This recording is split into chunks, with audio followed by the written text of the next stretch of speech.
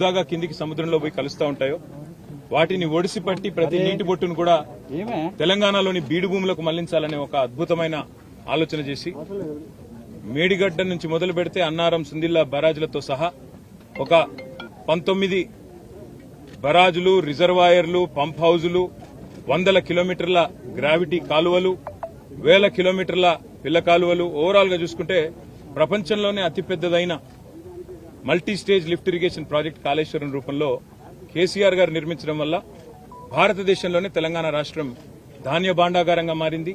భారతదేశానికే మరి పంజాబ్ను, హర్యానాను తలదన్ని మరి నీటి సమృద్ధిని సాధించడం వల్ల వ్యవసాయ విస్తరణ కూడా అపారంగా జరిగింది. దురదృష్టం మరి మేడిగడ్డలో జరిగిన ఒక చిన్న సంఘటనను పట్టుకుని దానిని భూతద్దంలో చూపెట్టి మొత్తం కాళేశ్వరం ప్రాజెక్టే ఒక విఫల ప్రయత్నంగా చేసే క్రమంలో భాగంగా రేవంత్ రెడ్డి గారి ప్రభుత్వం గత 8 నెలలుగా లక్షలాది మంది రైతుల జీవితాలతో చెలగాటమాడుతా ఉన్నది. సరిగ్గా ఇదే రోజు పోయిన సంవత్సరం ఎక్కడైతే ఈ రోజు మేము నిల్చొని ఉన్నామో లోవర్ మానేర్ డ్యామ్ లో 12 పైచిల్కు టీఎంసీలు ఆనాడు, అంటే సగానికి పైగా కెపాసిటీ ఆనాడు లోవర్ మానేర్ డ్యామ్ లో ఉండేది. సరిగ్గా ఇంకో 5 రోజుల తర్వాత పంపింగ్ అనేది టైం చేయడం వల్ల ఎల్ఎండి 24 టీఎంసీలు కూడా ఆనాడు మేము నింపి రైతుల గుండెల్లో ఒక భరోసా నింపగలిగినాం. కానీ ఈ సంవత్సరం ఇప్పుడే అధికారులతో మాట్లాడుతూ ఉంటే అధికారులు స్పష్టంగా చెప్తా ఉన్నారు, ఇప్పటికి 45% తక్కువ వర్షపాతం నమోదైంది ఈ సంవత్సరం. భవిష్యత్తులో సెప్టెంబర్ మాసం దాకా వర్షాలు కురిసే అవకాశం ఉన్నా దానికి గ్యారంటీ లేదు. కాబట్టి పంపింగ్ అనేది ఇంకా మేము నిర్ణయం తీసుకోలేదు అని అధికారులు చెప్తా ఉన్నారు.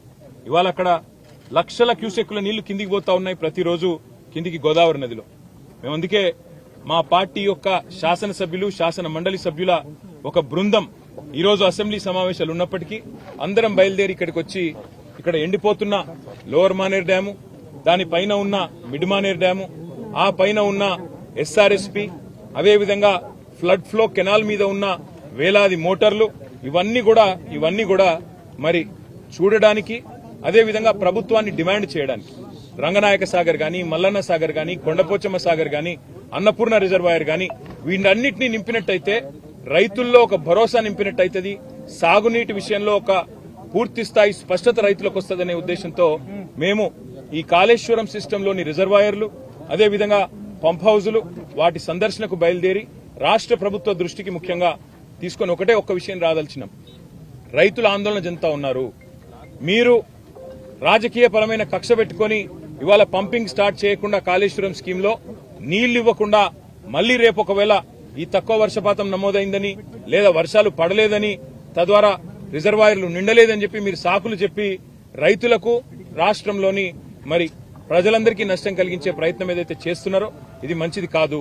ఇవాళ కన్నెపల్లి దగ్గర బ్రహ్మాండంగా మీరు పంపు ఆన్ చేస్తే ఈ అన్ని రిజర్వాయర్లు కూడా పైన 90 టీఎంసీలలో ఈరోజు కేవలం అక్కడ 23-24 టీఎంసీలు ఉంది శ్రీరామ్ సాగర్ లో అని చెప్తున్నారు. తర్వాత మిడ్ మానేర్ లో 5 టీఎంసీలు ఉన్నది, ఎల్ఎండిలో 5 టీఎంసీలు, అంటే 140 టీఎంసీలకు గాను ఈరోజు కేవలం మనకు 35 టీఎంసీలు కూడా నిండి లేదు. ఇంకా పెద్ద ఎత్తున పంపింగ్ చేసుకునే అవకాశం, వెసులుబాటు ఉంది. దాంతోపాటు మీరు మల్లన్న సాగర్ లో 50 టీఎంసీలు, కొండపోచమ్మ సాగర్ లో 15 టీఎంసీలు నింపితే కేవలం రైతులకే కాదు హైదరాబాద్ మహానగరానికి కూడా రేపటి మంచినీళ్లకు గాని, మార్గమధ్యంలో ఉండే వేలాది గ్రామాలకు, ఇతర జిల్లాలకు, నియోజకవర్గాలకు కూడా మంచినీటికి కూడా ఇబ్బంది లేకుండా మనం రేపటికి మేనేజ్ చేసుకునే అవకాశం ఉంటుంది. ఎన్నిటినీ పక్కన పెట్టి రాజకీయపరమైన కక్ష, కేసీఆర్ గారిని బద్నాం చేయాలని చెప్పి మీరు 8 నెలలుగా చేసిన ప్రయత్నం అందరికి కనబడతానే ఉంది. మేడి పండు అయిపోయిందని, మేడిగడ్డ ఏదో కొట్టుకపోతుందని, లక్షల కోట్లు కొట్టుకపోయినాయని మీరు చేసిన ప్రచారాలన్నీ ఉత్తివే అని చెప్పి స్పష్టంగా తేలిపోయింది. ఇవాళ మా శాసనసభ్యుల బృందం, మా శాసన మండలి సభ్యుల బృందం మేమందరం కూడా క్షేత్రస్థాయి పరిశీలనకు వచ్చి ఎండుతున్న రిజర్వాయర్లు, మండుతున్న రైతుల గుండెలు ఇవన్నీ శాసనసభ సమావేశాల్లోనే మీ దృష్టికి తేవాలన్న ఉద్దేశంతోనే మా పార్టీ అధినాయకులు కేసీఆర్ గారి ఆదేశం మేరకు, గంగుల కమలాకర్ గారి సూచన మేరకు మేమందరం కూడా రావడం జరిగింది. తప్పకుండా రైతుల పక్షాన రాష్ట్ర ప్రభుత్వాన్ని శాసనసభ సమావేశాల్లోనే నిలదీస్తాం, అడుగుతాం. ఎందుకు పంపింగ్ చేయడం లేదు? ఇవాళ దాదాపు 10 లక్షల క్యూసెక్కుల నీళ్లను తట్టుకుని, వరదను తట్టుకుని మేడిగడ్డ బ్రహ్మాండంగా టీవీగా నిలబడి ఉంది. అందుకే మేమనేది రాజకీయాలు వదిలిపెట్టండి, ఎలక్షన్లు అయిపోయినాయి, ఇంకా కూడా రాజకీయ ప్రయోజనాల కోసం, రాజకీయం కోసం వాళ్ళ రైతుల జీవితాలతో చెలగాటం ఆడవద్దని చెప్పి కూడా రేవంత్ రెడ్డి గారికి, ప్రభుత్వానికి విజ్ఞప్తి చేస్తూ అధికారులతో మా సంప్రదింపులు కొనసాగుతాయి. అవసరమైతే అన్ని రిజర్వాయర్లు పోతాం. ఈరోజు కేవలం ఎల్ఎండికి వచ్చినాము. రేపు ఉదయం కన్నెపల్లి పంప్ హౌస్ పోతా ఉన్నాం. అదేవిధంగా మేడిగడ్డ బరాజ్ పోతా ఉన్నాం. అక్కడ కాళేశ్వరం వాతావరణం అనుకూలిస్తే అన్ని కూడా రేపు మధ్యాహ్నం లోపల చేసి మళ్లీ శాసనసభ సమావేశాలకు తిరిగిపోతాం.